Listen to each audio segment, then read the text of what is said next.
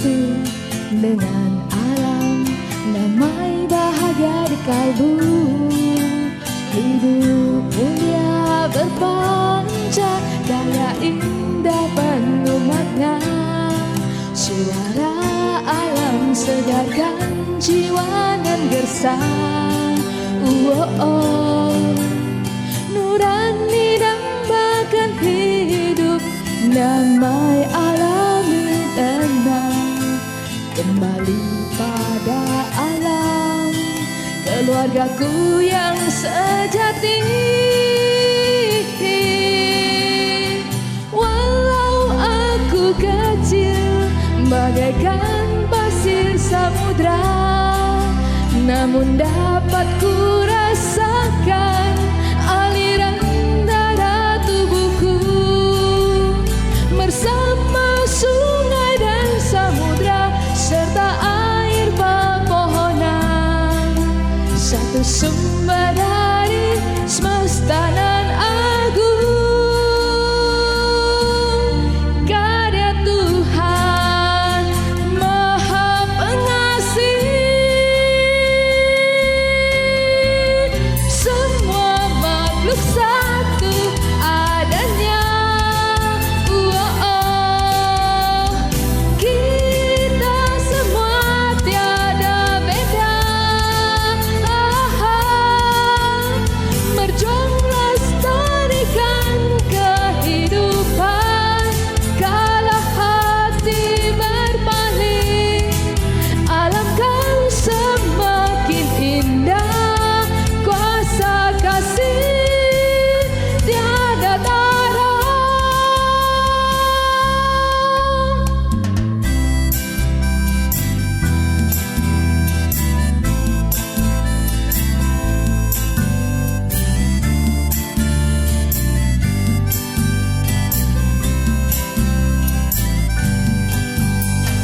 Kasihi alam, ikuti langkah nurani.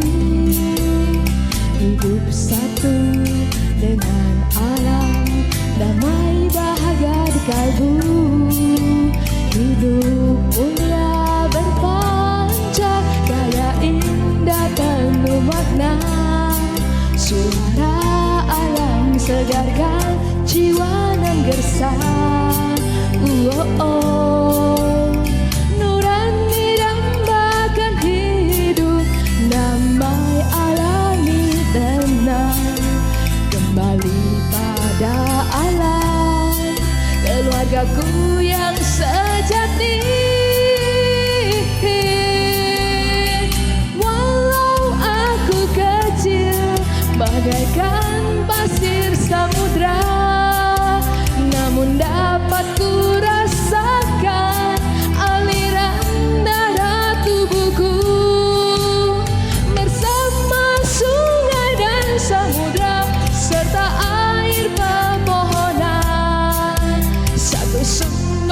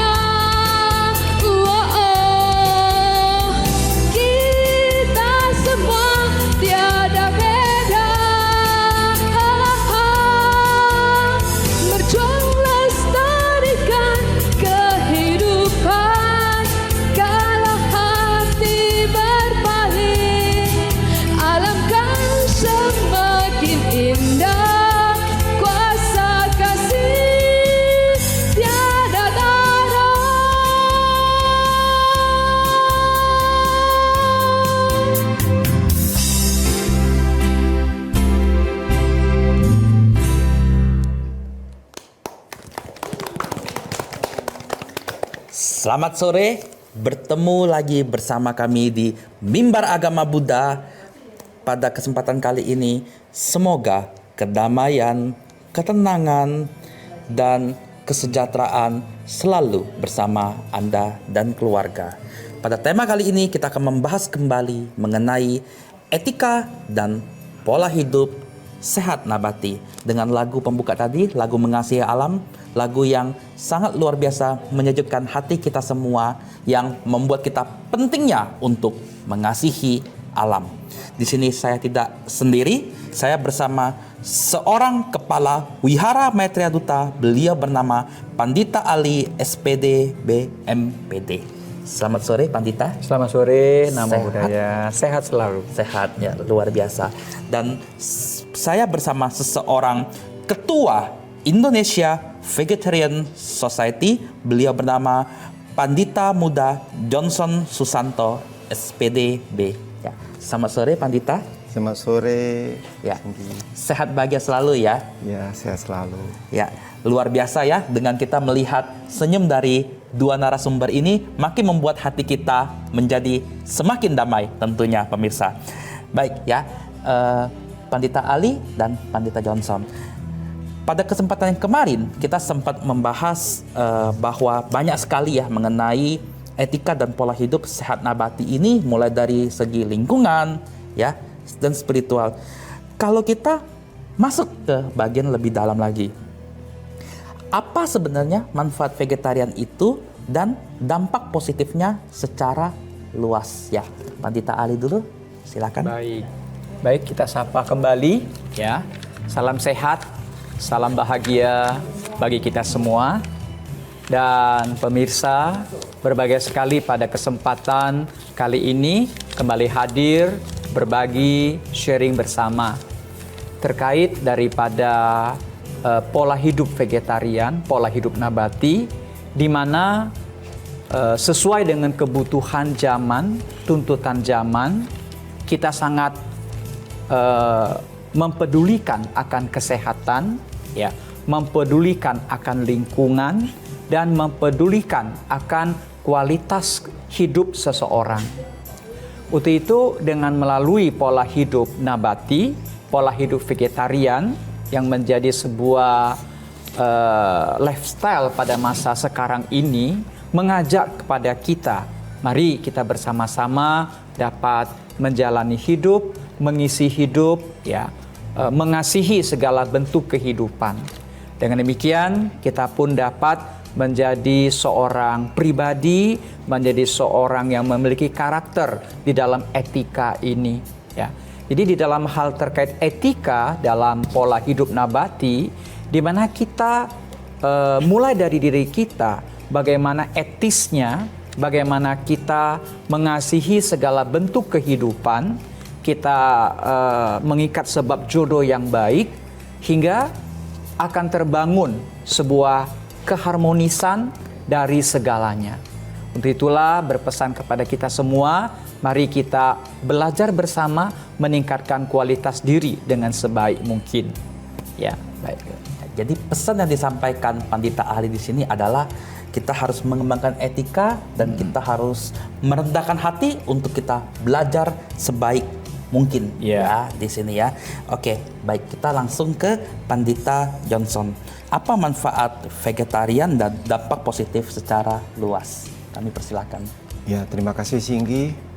Bahwa bervegetarian adalah pola hidup yang sangat positif ya, yang sekarang ini sudah dikenal masyarakat luas. Tentu masyarakat awam yang bervegetarian ini memiliki alasan-alasan yang sangat personal, sangat pribadi. Nah, salah satu alasan-alasan pribadi itu adalah mengenai kesehatan. Ya. Kita tahu bahwa dengan bervegetarian kita sudah memulai pola hidup yang sehat, yaitu mengurangi makanan-makanan yang tinggi lemak hewani. Yang seperti tadi, ya seperti yang disampaikan di terdahulu di minggu lalu, bahwa makanan-makanan hewani ini punya dampak, yaitu dalam hal ini mengandung kolesterol. Nah, ketika kita makan makanan yang hewani, saat itu kita berinvestasi, kita memasukkan kolesterol ke dalam tubuh kita. Yang kolesterol ini akan menempel di dalam dinding-dinding pembuluh darah kita dan lama-lama dia akan menyumbat di dalam dinding-dinding pembuluh darah kita. Ketika dia menyumbat di otak, maka terjadilah penyumbatan di pembuluh darah di otak yang kita kenal dengan stroke, ya. Lalu ketika dia menyumbat di dinding pembuluh darah jantung, maka kita kenal dengan penyakit jantung koroner. Hingga hari ini penyakit jantung koroner merupakan pembunuh nomor 1 di dunia dan di Indonesia. Bahkan penyakit jantung koroner ini dikenal dengan silent killer, pembunuh yang tak bersuara. Kenapa? Karena dia mendadak. Banyak sekali kita mendengar cerita bahwa orang yang meninggal karena penyakit jantung koroner itu mendadak. Siang-siangnya atau sorenya sehat-sehat, tapi tiba-tiba malamnya ya kondisinya darurat dan tak terselamatkan ketika ke rumah sakit. Nah, ini sebuah fenomena yang sudah umum terjadi di masyarakat kita. Namun masyarakat kita perlu mengetahui dari mana asal semua ini. Kita menganggap bahwa penyakit jantung koroner atau kita hipertensi, ya, kita anggap bahwa ini adalah penyakit turunan. Untuk istilah kedokteran modern saat ini, berbagai macam penyakit ini kita sebut dengan penyakit degeneratif. Jadi bukan penyakit yang diturunkan. D itu artinya bukan. Jadi apabila kita masih kembali kepada pemahaman yang lampau bahwa penyakit-penyakit seperti jantung, diabetes, hipertensi, kanker ini adalah penyakit-penyakit yang diturunkan, maka ini kurang tepat. Artinya bahwa kesehatan itu adalah tanggung jawab kita sendiri. Bagaimana mulai saat ini kita polakan, kita investasikan, harus kita jaga. Kesehatan adalah harta yang paling terpenting dalam hidup kita. Uang kita butuh, namun uang bukan segala-galanya. Tanpa kesehatan kita bukan siapa-siapa. Kesehatan adalah harta terpenting. Kita bayangkan ketika kita sakit, seseorang sakit, berapapun biaya akan dikeluarkan, harta pun akan dia jual untuk mengembalikan, untuk mendapatkan kembali kesehatan itu. Namun kualitas kesehatan yang telah hilang tidak bisa kita dapatkan kembali. Jantung yang sudah kesumbat, jantung sudah tidak normal, tidak akan bisa kembali normal. Demikian juga ginjal kita. Jika sudah rusak, ya rusak. Jadi organ tubuh kita ini adalah kesehatan kita yang harus kita jaga. Dan harus kita jaga sejak dari awal. Jadi kesehatan ini bisa didapatkan, salah satunya itu adalah dari pola makan yang baik. Jadi pola makan vegetarian ini adalah sebuah diet, ya, sebuah disiplin dari hidup kita, diri kita, untuk kita menjaga, kita memahami betapa makanan-makanan yang dihasilkan dari alam, yang tumbuh dari alam, ini adalah makanan yang telah disediakan untuk kita. Dan apa yang ditumbuhkan oleh bumi, itu adalah baik. Dan tidak ada dampak negatifnya bagi tubuh kita. Jadi apa yang sudah diberikan oleh bumi adalah baik dan bermanfaat untuk kita semua. Baik pemirsa, ini sungguh luar biasa ya, paparan dari Pandita Johnson. Oleh karena itu pasti pemirsa mau mendengar lagi kelanjutannya. Oleh karena itu tetap di layar televisi Anda, karena kita akan kembali setelah jeda pariwara berikut ini.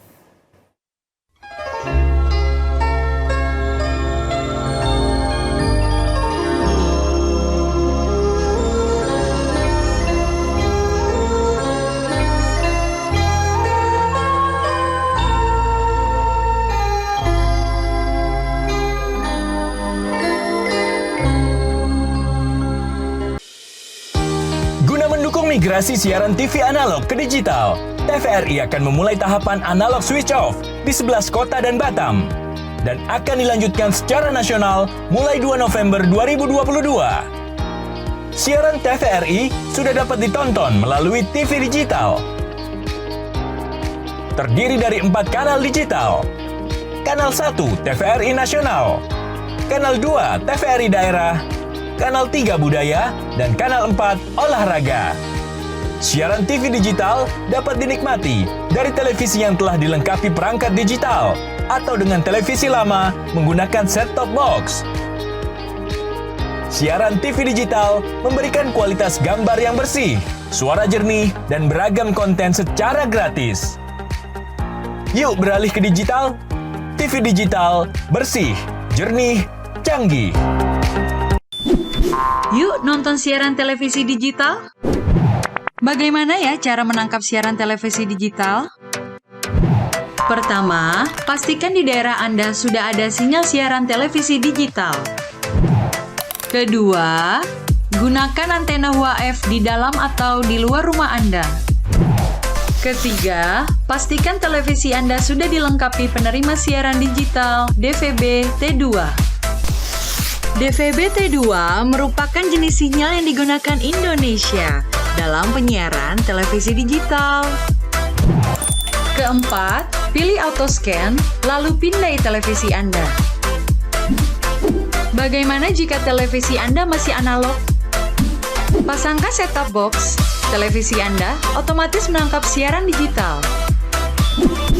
Bersih gambarnya, jernih suaranya, canggih teknologinya.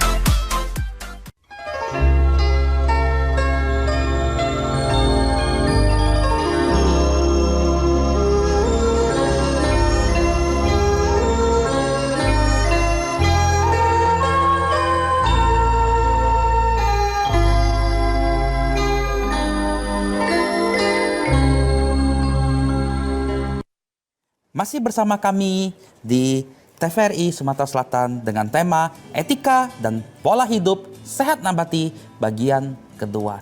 Ya, baik Pandita Johnson, tadi luar biasa ya, pemirsa juga sudah mulai mengetahui bahwa kesehatan itu harta yang paling penting. Tapi pasti pemirsa penasaran nih, bagaimana paparan dari Pandita Johnson? Silakan dilanjutkan. Pandita Ya, Johnson. terima kasih Singgi.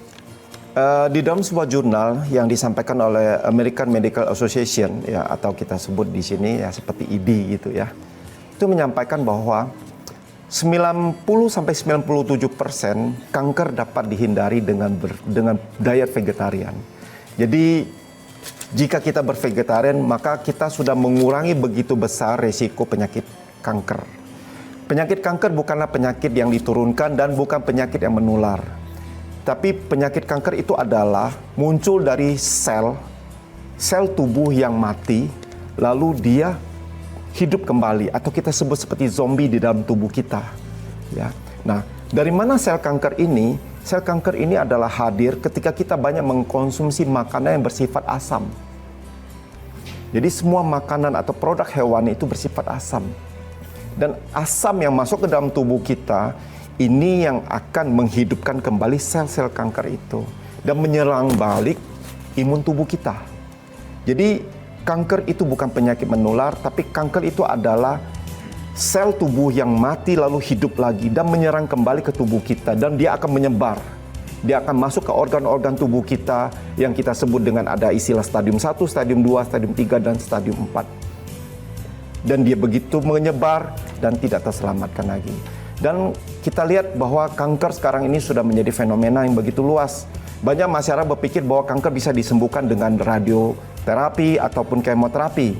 Namun pahamilah, saya pernah hadir di dalam sebuah kongres di Malaysia.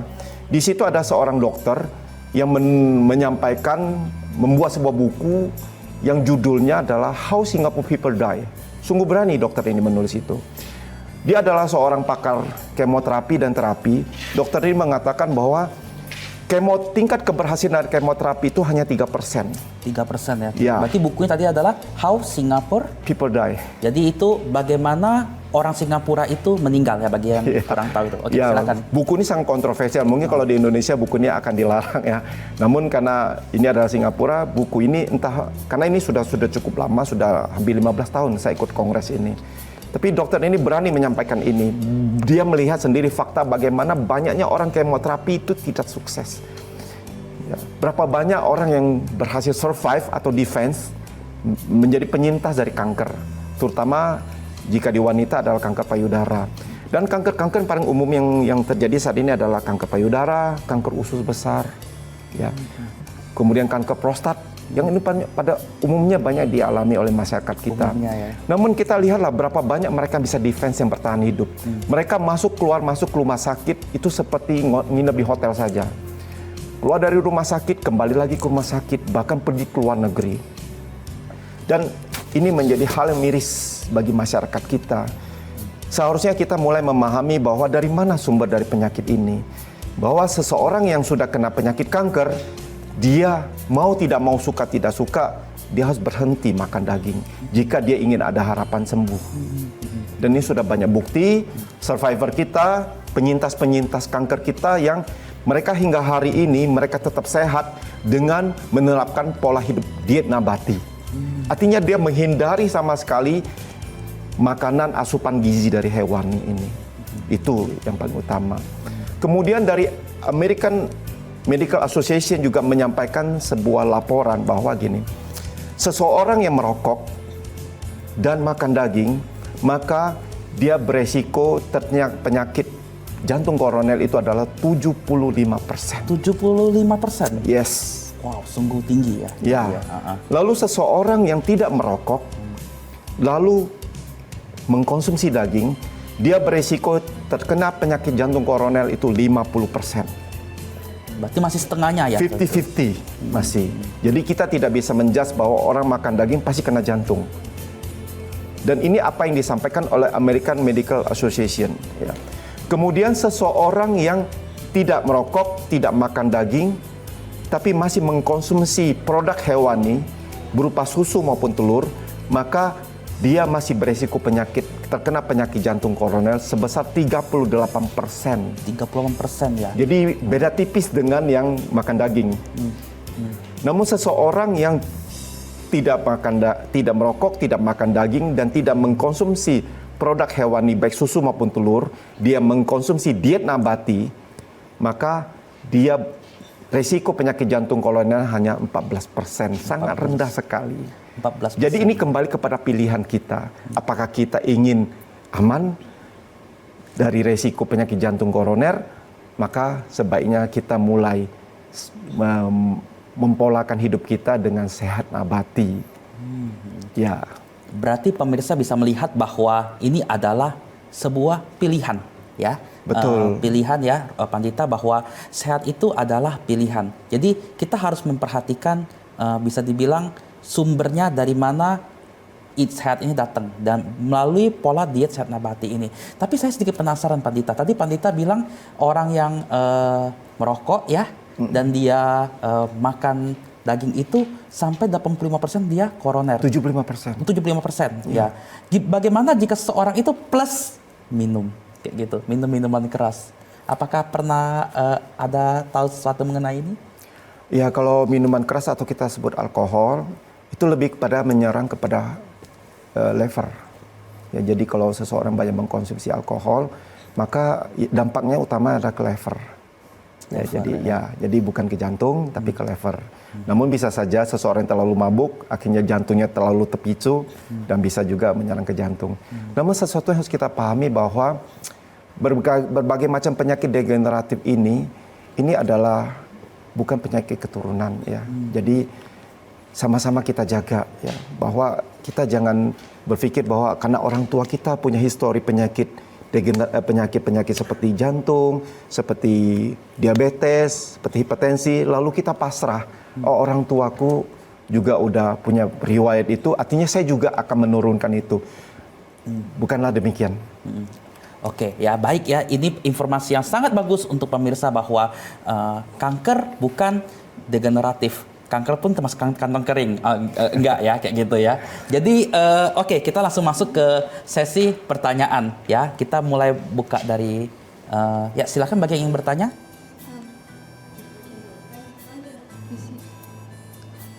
Perkenalkan, nama saya Tasya Stefani. Saya ingin bertanya Pak, untuk menjadi vegetaris itu sulit enggak? Terus apa aja gitu tantangan serta kendalanya? Itu aja. Terima kasih. Oke ya, pertanyaan yang bagus dari saudari kita yang cantik ini ya. Mungkin mulai dari Romo Ali dulu ya. Kenapa vegetaris ya, dan apakah itu sulit dan bagaimana tantangannya? Silakan Pendeta Ali. Baik, pertanyaan yang baik ya. Kalau ditanya sulit atau tidak, ya kan? Jadi ini artinya kita memilih yang terbaik.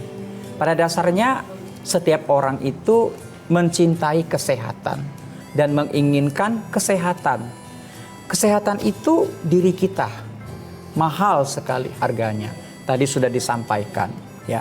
Untuk itulah seseorang yang memilih diet nabati atau memilih pola hidup vegetarian, berarti ia telah mencintai kesehatannya, ya. Untuk itu jangan sampai kita sudah mengalami penyakit yang berat, barulah kita mulai untuk bervegetarian. Dalam hal ini sudah terlambat, ya. Jadi pada dasarnya tidak sulit untuk memulai, apalagi pada masa sekarang ini seseorang yang vegetarian sudah sangat praktis, ya.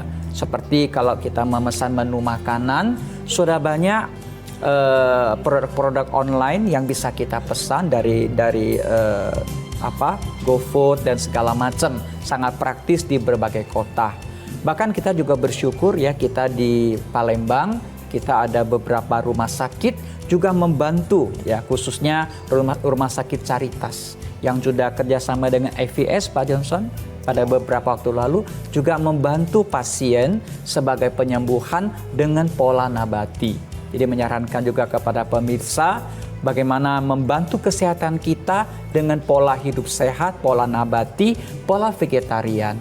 Maka antibodinya akan lebih tinggi, imun tubuhnya akan meningkat. Ya, betapa penting kita dapat secara bijak memilih pola hidup yang baik. Ya, begitu. Ini yang paling penting ya pemirsa ya. Tadi Pendeta Ali mengatakan bagaimana kita yang paling penting memilih pola hidup yang baik ya. Oke, silakan Pendeta Johnson tadi, mengapa menjadi seorang vegetaris dan apa tantangannya? Silakan. Ya, untuk menjadi seorang vegetarian tentu dalam hal ini untuk saat ini tidaklah terlalu sulit ya. Yang penting kita semuanya memiliki satu paham yang baik ya tentang dampak positif menjadi seorang vegetarian. Itu yang paling penting ya. Ketika kita memahami bahwa vegetarian ini dampaknya sangat baik dan positif, tentu akan muncul sebuah kesadaran. Dan ketika kita memiliki satu kesadaran itu, nah tentu kita akan serius, kita akan semakin mendisiplinkan kita, dan akan muncul satu action dari diri kita untuk berubah pola menjadi seorang vegetarian. Dan untuk bervegetarian untuk saat ini adalah tidak sulit ya.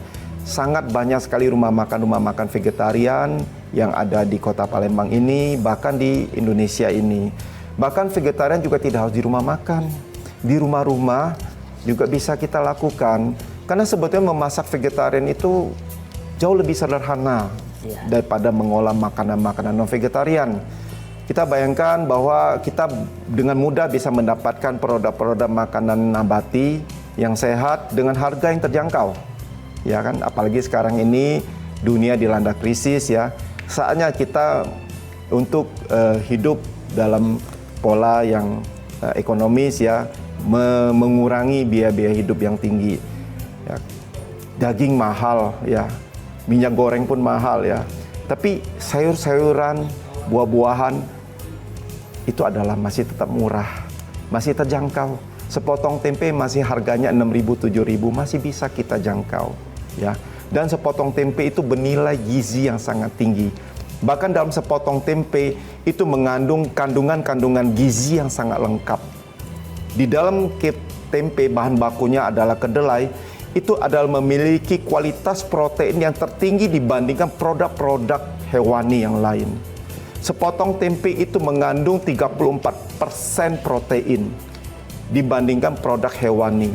Seperti sepotong daging ayam itu hanya mengandung 20% kandungan protein. Bahkan sepotong daging sapi saja hanya mengandung 16 atau 17% protein. Namun dibandingkan kedelai itu mengandung 34%. Lalu di bawahnya lagi itu adalah kacang hijau. Kacang hijau mengandung 28% kandungan protein. Jadi makanan atau produk nabati ini mengandung kandungan gizi yang sangat tinggi. Lalu kalsium. Sepotong tempe itu mengandung 12, sekian persen kalsiumnya dibandingkan produk hewan lain. Kemudian zat besi, kandungan tempe juga sangat tinggi untuk zat besi. Kita tahu bahwa zat besi ini sangat bermanfaat untuk pembentukan sel darah merah. Jadi tempe adalah makanan yang miracle. Ini adalah makanan yang ajaib, ya. Dan sekarang tempe sudah diakui dunia, ya. Tempe sekarang sudah banyak diproduksi oleh dunia, belahan dunia, ya, di Eropa, di Asia, ya, di China, di Taiwan, ya, di Spanyol, mereka sudah mulai memproduksi tempe. Bahkan di Jepang itu tempe sudah dikenal, namun mereka tidak menyebutnya dengan tempe. Mereka juga memiliki satu olahan fermentasi kedelai yang mirip-mirip dengan tempe, dan itu menjadi makanan mewah di restoran-restoran. Bayangkan sepotong tempe di sini harga hanya 6.000, 7.000. Tetapi di Jepang itu bisa sampai 100.000 satu potong. Wah, luar biasa. Jadi satu potong itu bisa 1.000 ya. Dan saya pun pernah mendengar ada yang namanya steak tempe yang mewah, dan itu vegetarian kan. Tapi nanti ya, pemirsa pun pasti penasaran ya, bagaimana makanan vegetarian seperti apa. Kita akan mengulas lebih dalam setelah jeda pariwara berikut ini.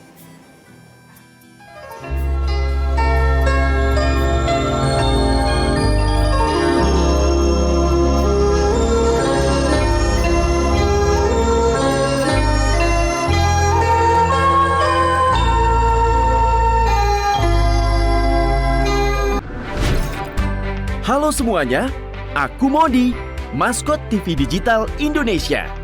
Aku akan membantu semua orang menuju migrasi TV digital. Di mana? Di siarandigital.id dan call center 159. Ayo semuanya, dukung migrasi TV digital. Bersih gambarnya, jernih suaranya, dan canggih teknologinya.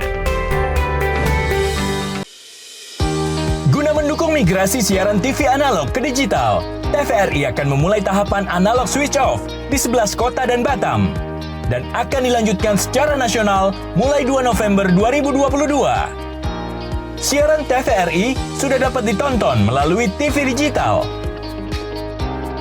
Terdiri dari 4 kanal digital. Kanal 1 TVRI Nasional, Kanal 2 TVRI Daerah, Kanal 3 Budaya, dan Kanal 4 Olahraga. Siaran TV digital dapat dinikmati dari televisi yang telah dilengkapi perangkat digital atau dengan televisi lama menggunakan set-top box. Siaran TV digital memberikan kualitas gambar yang bersih, suara jernih, dan beragam konten secara gratis. Yuk beralih ke digital. TV digital bersih, jernih, canggih.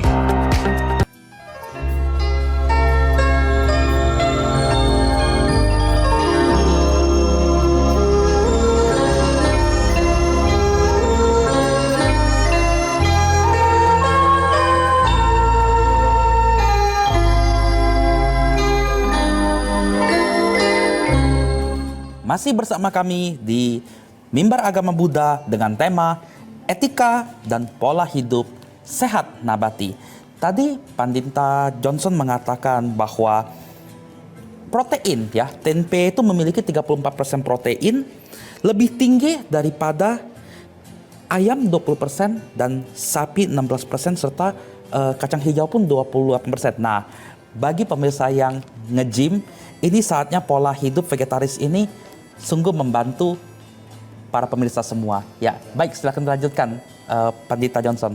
Ya, jadi sumber-sumber dari nabati ini memiliki kualitas protein yang baik.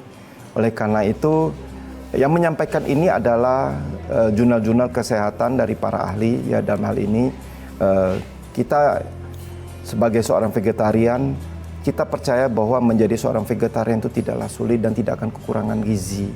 Ini yang paling utama ya. Saya sendiri sudah bervegetarian lebih kurang 32 tahun. 32 tahun. Ya, dari tahun 90 lebih kurang bareng dengan Romo Pandita Ali ya. Kami bareng-bareng lebih kurang Perjuangan ya. Ya, satu angkatan. Tahun 90 berarti saya belum ada berarti kayak gitu ya. Dan ya saya hidup vegetarian pada saat itu hingga hari ini ya saya tidak merasakan ada kendala apapun. Bahkan ketika kita hadir, kita melakukan perjalanan traveling kemanapun, kita dengan mudah bisa beradaptasi dengan situasi ya. Jadi ketika kita bertemu dengan mitra, dengan klien ya, dengan relationship kita dimanapun berada, kita masih tetap bisa memesan makanan-makanan yang vegetarian ini.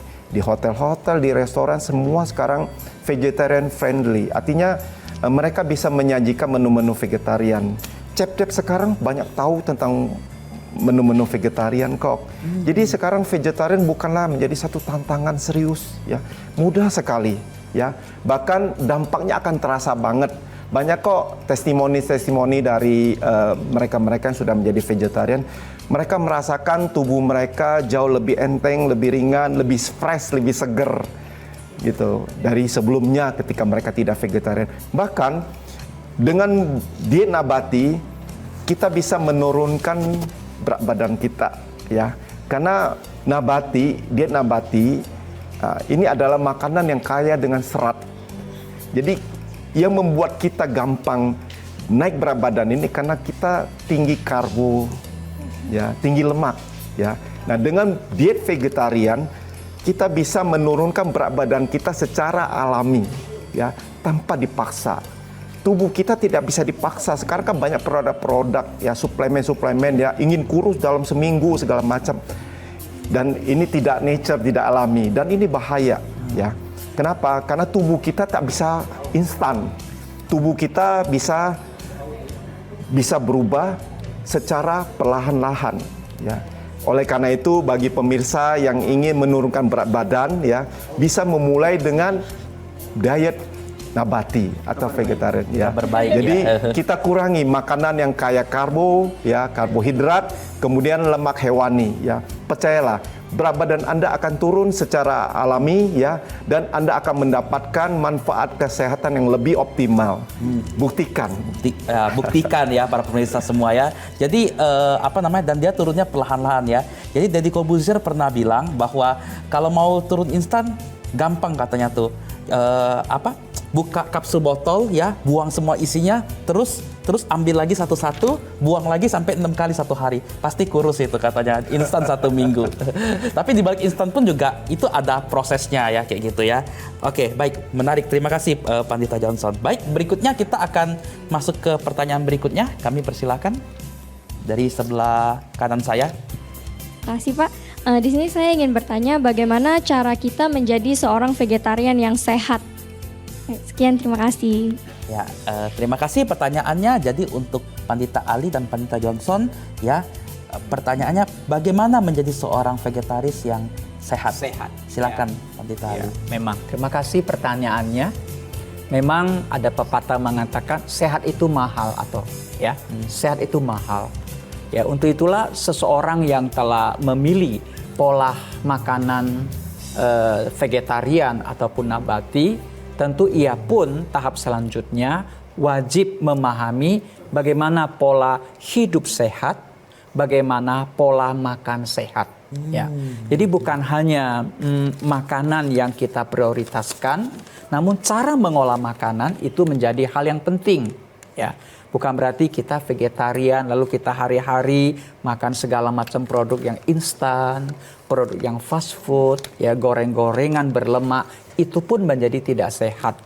Selain daripada itu tentang rutinitas kita, ya pola makan, pola tidur, pola hidup, kemudian adanya kesehatan dalam berolahraga. Jadi semua ini menunjang kesehatan kita.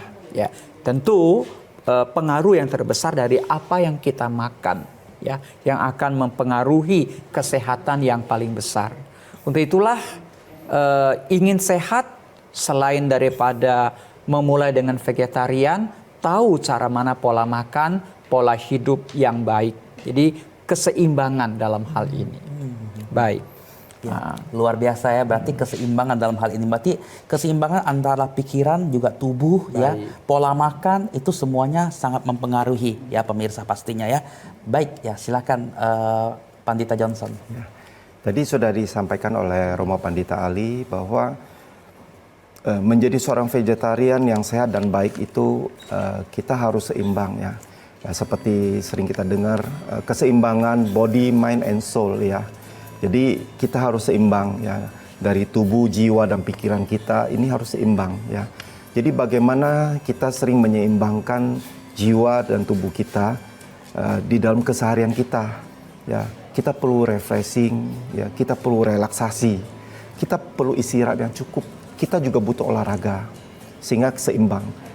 Kita tidak bisa ekstrim ya. Jadi kalau banyak pikiran-pikiran terus kita tidak refreshing, nah ini bahaya. Dan ketika salah satu faktor ini tidak seimbang, maka kualitas hidup pun akan terganggu ya, baik mental maupun pikiran kita maupun psikologi kita. Ini paling penting. Lalu bagaimana menjadi seorang vegetarian baik ya? Vegetarian yang baik ini adalah terutama kita memahami asupan gizi kita, itu yang paling penting ya. Gizi yang baik ya. Bagaimana keseharian kita makan, kita harus memperhatikan asupan gizi kita. Jadi gizi ini apa saja sih? Gizi ini yang pertama adalah kandungan protein. Ini penting. Protein ini adalah zat yang sangat dibutuhkan oleh tubuh kita untuk menghasilkan keringat, untuk menghasilkan air liur kita, kemudian untuk enzim-enzim ya, metabolisme tubuh kita ya kan, untuk rambut kita, kulit kita ya. Itu semua butuh protein. Orang kalau kekurangan protein, kulitnya akan mengkeriput, ya bibirnya akan pecah-pecah, ya kan. Bahkan untuk air mata kita pun butuh protein. Ludah kita, air liur kita juga butuh protein, Singgi. So kita butuh banget sama protein. Dan protein ini bisa didapatkan dengan kualitas terbaik adalah dari nabati. Ya salah satunya dari kedelai, dari tempe, dari tahu, itu sudah sangat mencukupi. Ya. Kemudian vitamin, ya. Vitamin di sini bukan vitamin tablet, ya. Tapi di sini adalah vitamin yang kita dapatkan dari tumbuh-tumbuhan, ya, dari buah-buahan terutama. Sayur-sayuran dan buah-buahan itu semua mengandung zat-zat vitamin yang tinggi, ya, terutama vitamin A, vitamin D, vitamin C, ya. Kita butuh vitamin, ya. Jadi kita setiap hari makan ingat apakah kita hari ini sudah mencukupi kandungan vitaminnya? Apakah kita ada makan buah? Apakah kita ada makan buah-buahan, ada jeruk, ada pisang, ada pepaya? Kita tidak harus memakan buah-buahan yang mahal. Buah-buah lokal itu sangat baik kok, ya. Ada pisang, ada jeruk, ya, ada semangka. Itu adalah makanan, adalah produk-produk yang kaya akan vitamin. Sayur-sayuran juga semua sama, ya. Kemudian makanan kita apakah mengandung zat besi? Itu paling utama karena kita di dalam tubuh kita ini ada sel darah merah. Kita butuh pembentukan sel darah merah, terutama wanita yang ada mengalami periodik ya, itu butuh sekali sel darah merah ya, supaya hemoglobin darahnya itu stabil ya. Oleh karena itu sel darah merah itu dibentuk dari zat besi ya, dan zat besi itu banyak kandungannya seperti di bayam ya kan. Kemudian jeruk juga banyak itu kalsium, itu zat besinya. Jadi kita harus selalu ingat bahwa kita butuh zat besi. Lalu kita juga butuh yang namanya tuh kalsium, ya. Kalsium itu adalah kita sebut ada seperti oli di dalam tulang kita, ya. Kalau kita kekurangan kalsium maka terjadi tulang kropos atau osteoporosis, ya. Nah, seorang vegetarian yang memiliki kecukupan gizi, ya, maka dia tidak akan mengalami osteoporosis. Bahkan makanan-makanan yang berasal dari produk hewani itu berisiko menyebabkan osteoporosis. Ya, kita lihat bahwa makanan-makanan atau produk hewani ini adalah mengandung asam, dan asam ketika masuk ke dalam tubuh kita dia akan menguras kalsium dari tulang dan gigi. Dan ini yang disampaikan oleh Profesor Dr. Hiromi Shinya dalam bukunya The Miracle of Enzyme. Jadi ketika seseorang yang banyak mengkonsumsi produk hewani, baik itu susu, telur maupun daging, maka dia beresiko mengalami osteoporosis atau keropos tulang. Namun seseorang yang vegetarian juga apakah tidak bisa mengalami osteoporosis? Bisa juga. Jika dia tidak mengkonsumsi kalsium dengan baik. Kalsium adalah bersumber bisa dari nabati, dari kedelai, dari tempe ya. Kemudian kalsium juga paling utama adalah dari sinar matahari, ultraviolet. Jadi jika kita ingin sehat, maka luangkanlah waktu bagi tubuh kita mendapatkan asupan sinar matahari pagi. Ya, sinar ultraviolet pagi itu sangat baik. Ultraviolet yang masuk ke dalam tubuh kita, dia akan mengurai kolesterol di dalam tubuh kita dan mengubahnya menjadi kalsium. Maka kita lihat petani-petani itu hidupnya sehat, mereka tidak tulang keropos. Tulang-tulang mereka kuat sekali dibandingkan kita yang jarang kena matahari. Ya, tapi bukan berarti bahwa Singgi selesai ini Singgi nanti berjemur siang-siang bolong ya.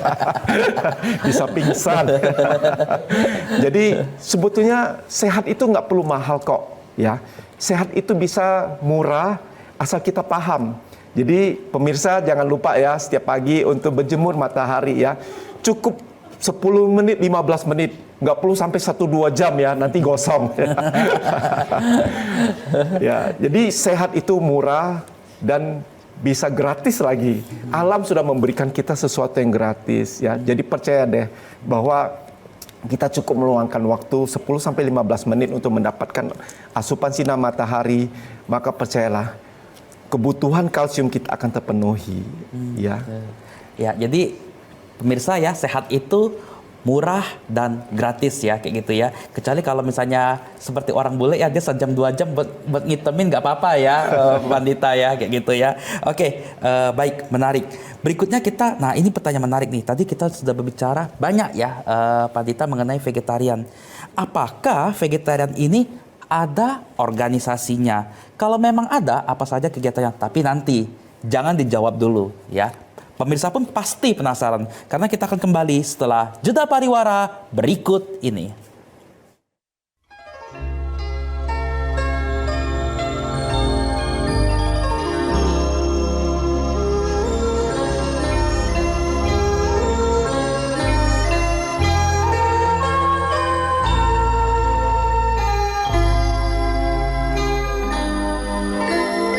Di masa-masa pandemi kayak gini, jangan lupa untuk rajin cuci tangan ya, Pak.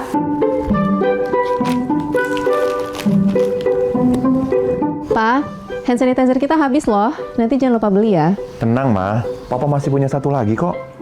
Aman. Hai, sayang. Pak, jangan lupa jaga jarak ya, Pak. Iya, kalian berdua belajar ya? Iya. Ya udah, belajar yang benar ya. Iya. Papa tinggal dulu ya.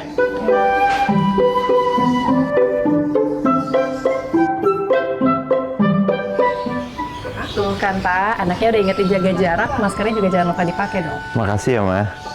Maskerku, maskermu melindungi kita. Mas, Pak, dengan menjaga jarak kita tetap bersatu. Sekarang siapa yang mau pakai hand sanitizer? COVID-19 dapat dicegah dengan 3M, memakai masker, mencuci tangan, dan menjaga jarak.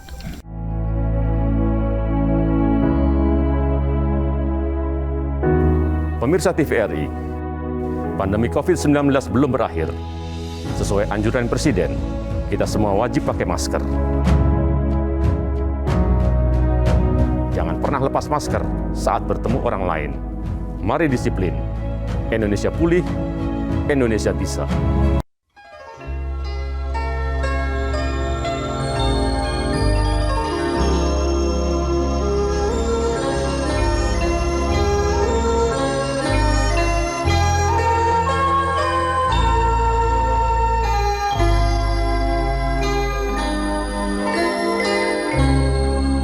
Masih bersama kami di Mimbar Agama Buddha dengan tema etika dan pola hidup sehat nabati. Ya, langsung saja Pandita, apakah vegetarian ada organisasinya dan apa saja kegiatannya? Silakan. Baik, kita langsung minta bantuan Ketua IVS selaku Ketua IVVSI se-Sumsel untuk menyampaikan hal ini. Silakan Pak Johnson. Silakan.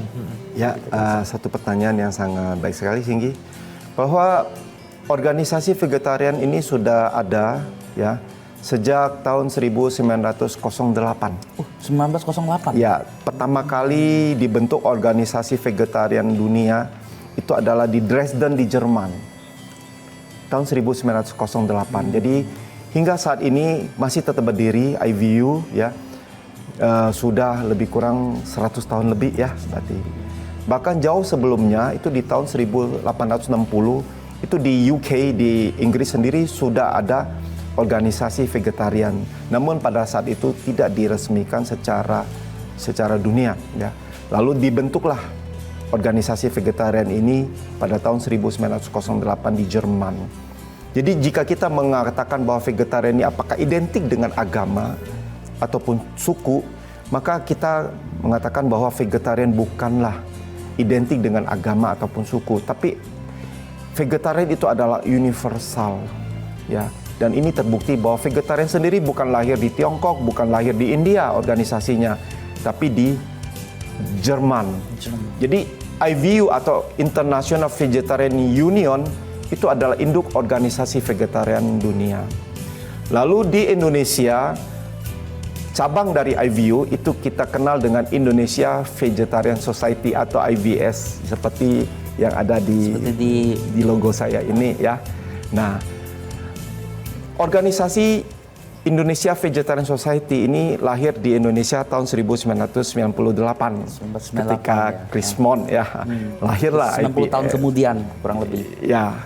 Jadi 1998 hingga hari ini sudah 24 tahun ya. Dan kita masih tetap eksis ya. Dan selama ini kita melakukan kegiatan-kegiatan yang sifatnya adalah non komersil.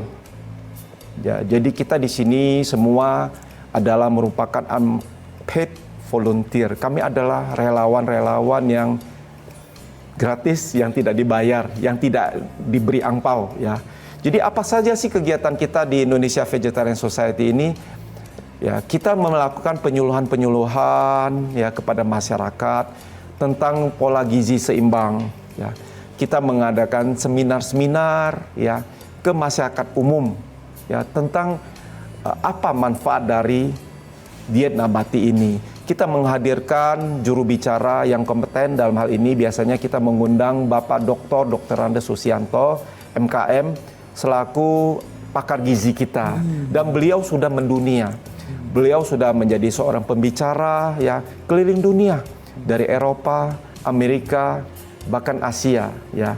Jadi bersyukur sekali hari ini kita memiliki seorang tokoh pejuang vegetarian yang dikenal luas secara dunia ya. Dan selain memberikan penyuluhan gizi, kita mengadakan seminar-seminar yang sering kita lakukan, yang adakan karena beberapa tahun ini pandemik, kita jadi agak sedikit berkurang aktivitas kita karena pandemik ya. Dan mudah-mudahan kita bisa lakukan kembali. Selain itu kita juga mengadakan bazar-bazar ya kan, kegiatan bazar-bazar. Kita mengadakan kongres di Indonesia. Kita pernah mengadakan sebuah kongres di Jakarta pada tahun 2010. Kongresnya di Jakarta ya. Baik, pemirsa, ini sungguh luar biasa ya. Jadi ya kita akan melihat ujaran yang luar biasa ya dari kita semua ini. Semoga pola hidup vegetarian ini bisa menjadikan manfaat untuk kita semua. Dan pemirsa harus mengetahui bahwa 80% penduduk Indonesia meninggal dunia terkena kondisi kritis sebelum akhirnya meninggal dunia. Dan itu WHO yang mengatakannya. Mulai pola hidup vegetarian dan jadikan diri Anda semakin bermakna, berbahagia, dan selalu penuh berkah. Kita akan menutup dengan lagu Mengasihi Alam. Silakan.